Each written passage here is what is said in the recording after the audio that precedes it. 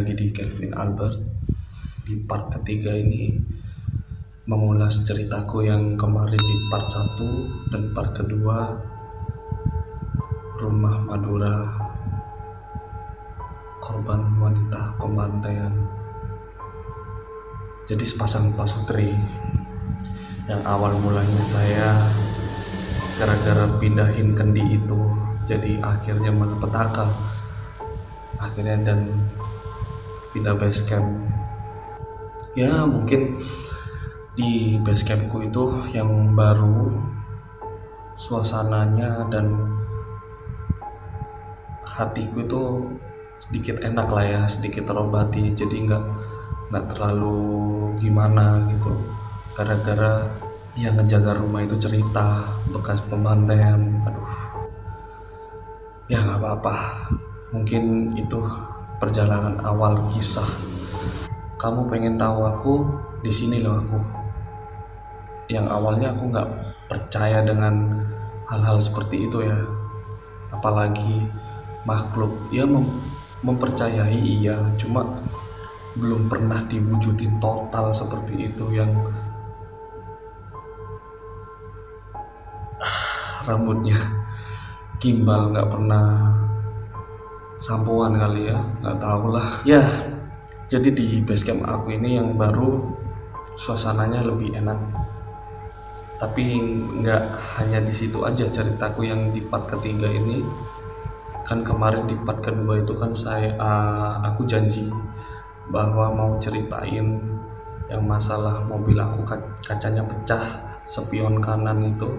Jadi dari awal arah berlawanan tiba-tiba pecah, spion itu nutup sendiri gini. Yang awalnya gini nutup segini, aku buka udah pecah. Perjalanan pulang kerja yang aku harus mengunjungi kota Sumeneb itu bersama tim-tim SPG aku yang harus menjual rokok di area sana. Itu kondisinya jam 8 malam.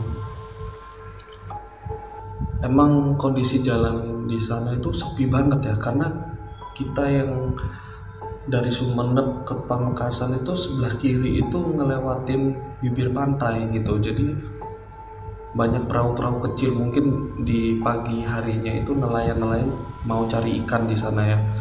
Aku harus pulang ke Pamekasan bertempuh waktu 1 jam mungkin, Sumeneb Pamekasan itu. Karena kalau dibuat ngebut itu mungkin setengah jam, aku mungkin santai, jadi 1 jam lah kurang lebih. Nah itu posisinya itu jalannya sepi banget. Tiba-tiba kaca aku itu prak, nutup dan pecah. Aku minggir, temen aku yang SPG itu bilang, "Vin, coba cek gitu, kenapa ada yang nabrak?" Terus anak-anak spontan ngelihat ke belakang semua gini kan. Nah itu kondisinya itu jalanannya itu turun kayak gini. Atas kan aslinya kalau ada orang lewat atau ada sepeda motor itu kan kelihatan ya, dari jarak jauh itu udah kelihatan, oh ada motor lah. Tapi itu di situ nggak ada bekas orang naik motor tuh, nggak ada. Jadi aku minggir, aku turun, aku buka spionnya udah pecah. Aduh ini kenapa gitu kan. Aku ngeliat ke atas, kok nggak ada orang lewat. Wah, masa ini diganggu lagi? Ya aku masih positive thinking aja lah, mungkin kena batu lah. Tapi kalau kena batu nggak mungkin lah kayak gitu. Itu kondisinya spion itu sampai kayak mau patah ke bawah gitu kan, terus pecah kacanya. Ya udah aku patahin langsung aja sekalian, bawa pulang. Turun cek kondisi, kok nggak ada apa-apa gitu ya. Nah jarak 10 meter itu sebelah kananku tuh ada kayak pepohonan, rindang banget itu. Hei, ada suara panggilan hei gitu. Hei, udah merinding aja. Nggak lama kemudian aku pas noleh lagi ke arah suara itu, ada bapak-bapak bawa tongkat. Dia sambil membawa kresek itu yang dibawa. Nah, posisinya itu dia ngadep arah ke pantai, bibir pantai. Aduh, merinding aku ceritanya ini. Aku samperin, iya pak, assalamualaikum, saya bantu. Aku bilang kayak gitu. Dia cuma gini, Nah, aku itu nggak dilihat, mukanya pucat banget. Ya udah keriput, mukanya udah pucat banget. Pertamanya aku nggak fokus sama telinganya, jadi aku fokus itu yang dibawa sama dia, kreseknya itu. Dia cuma ngasih kresek itu gini, tapi pandangannya tuh sambil melihat ke depan gini, ya kan. Aku terima, iya pak, ini apa ya pak, kok buah-buahan, manggis sama kerupuk putih. Kalian tahu kerupuk black, kerupuk yang biasa di warung-warung itu kayak gitu, buah manggis sama kerupuk. Gak dijawab, aku otomatis langsung ngeliat telinganya itu panjang gini. Kalian pernah ngeliat film serial itu panjang? Terus dari mobil itu anak-anak manggil aku, Vin. Aku noleh, ya bentar, aku cuma bilang gitu. Bapak-bapaknya udah nggak ada bro. Ya aku bingung, nggak bisa ngomong apa-apa lagi. Jadi aku diem sendiri. Anak-anak dari mobil itu masih manggilin aku, Vin ayo pulang. Ya udah, aku balik ke mobil. Aku kasih tahu anak-anak, Rek, aku dikasih ini. Apa ini Vin, kamu jangan aneh-aneh, kamu udah gila ya, kamu ngomong sama siapa tadi? Loh, aku ngomong sama bapak-bapak tadi. Udahlah, buang aja, ngapain sih kamu tuh? Aku ngeyel, nggak usah, jangan. Biar aku sampai di base camp aku kasih tahu ke atasan aku dulu. Kamu gila, kamu ngomong sama siapa sih tadi Vin? Udah ayo balik. Ya udahlah, aku balik dengan kondisi mobil operasional aku hanya berspion satu aja sebelah kiri. Aku di jalan itu sambil mikir, aku tadi itu ngomong sama siapa ya? Jadi aneh banget, itu pakai belangkon kok di pinggir pantai gitu loh, di jalanan bibir pantai, terus telinganya panjang. Dari situlah aku mikir, wah ini aku udah digangguin makhluk jin ini. Aku keinget dengan omongannya guru aku, bukan guru ya, maksudnya yang ngebimbing aku selama aku di Madura. Jadi jangan lupa sholat, jangan lupa zikir, karena kamu auranya itu gampang dilihatin lah. Kalau kamu bengong, stres itu kamu bisa ketempelan, Vin. Aku di jalan aku mikir itu terus. Ya udahlah, akhirnya aku balikin tim SPG aku ke base camp. Terus aku balik ke base camp aku bilang sama temen aku, bro, kok aku dikasih ini, dapat dari mana, kamu beli di mana ini? Aku ceritain lah yang awalnya itu aku perjalanan pulang, jalanannya turun, aku ditabrak sama nggak tahu entah siapa.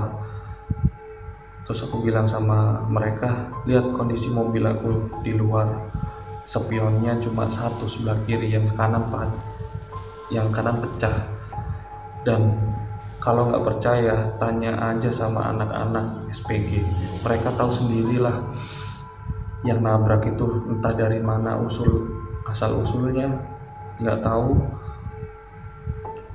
Dan anak-anak dan aku pun juga turun langsung di tengah jalan itu, jalanan naik arah ke Sumenep itu kan kelihatan, masih ada lampunya lah, lampu motor entah apa, lampu mobil pasti kelihatan lah, tapi itu gelap. Terus jarak 10 meter kayak ada yang manggil, "Hei," suaranya bapak tua. Aku tinggal ngobrol sebentar sama anak-anak, di arah yang manggil aku itu ada bapak-bapak tua yang pakai belangkon, wajahnya pucat, pakai tongkat. Diajak ngomong itu nggak jawab sama sekali. Aku dikasih ini. Nah, awalnya kan di rumah tragis itu kan aku pernah dibawa sama atasan aku ya, punya kenalan di sana. Saya sekali lagi bukan dukun ya. Kalau dukun nggak mungkin lah ngajarin aku sholat, ngajarin aku zikir, ngajarin yang kenal sama Gusti Allah. Nggak mungkin mengingatkan hal-hal seperti itu. Kalau dukun kan ilmu hitam. Jadi yang menuntun aku, jalan spiritual aku ke jalan yang lurus. Ya udah, akhirnya aku koordinasi sama atasan aku.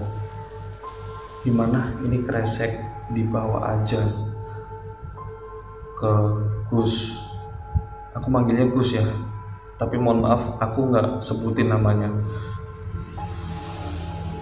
Akhirnya malam itu juga aku selesai nge-report, aku ceritain lah, singkat cerita aku ceritain sama Gus itu, ini kalau kamu makan pasti perutmu sakit, bahwa di pulau orang, di kota orang jangan buang sembarangan. Karena aku sambil nyetir itu sering buang puntung rokok, sering buang sisa makanan, sering buang botol minum. Di situ dikasih pertanda, kamu jangan buang sampah sembarangan lah. Gak apa-apa, ini sebuah peringatan aja. Baik orangnya. Terus aku ceritain lah sama Gus itu, "Loh Gus, itu anehnya kok telinganya panjang ya?" Iya, itu emang makhluk jin. Ya bisa dibilang jin muslim. Baik ngasih makanan, ngasih suatu pertanda. Kalau kamu nggak kesini, kamu nggak tahu ceritanya itu kenapa kamu dikasih makan. Aku akhirnya tanya, "Loh, emang di bangsa mereka, di alam jin itu ada ya makanan seperti manggis, kerupuk gitu?" "Loh, kamu jangan salah. Di sana makanan ayam, bahkan air minum, ya seperti halnya seperti kehidupan alam manusia lah. Mereka itu 11-12 dengan keadaan alam manusia ini, kurang lebih sama makanannya dan kehidupannya. Jadi makanan ini itu diambil saripatinya." "Oh begitu."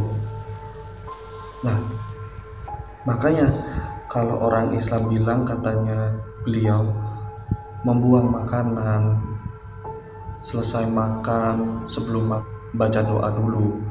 Setelah makan kan masih mungkin, kalau kita makan ayam ini kan langsung dibuang. Pesan beliau dibuang dengan mengucapkan basmalah. Singkat cerita sama aku, dia pernah ngelakuin Rogo Sukmo. Rogo Sukmo itu dia hanya berdiam diri, meditasi. Dia pengen tahu kondisi alam jin itu seperti apa. Makanya di sini aku cerita kurang lebih sama 11-12 dengan alam manusia. Di sana guru aku bilang, di sana waktunya sholat ya sholat, waktunya makan ya makan, buang air ya buang air, tidur ya tidur.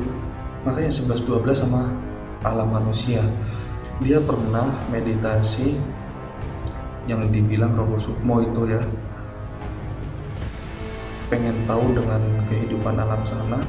Dia dijemputlah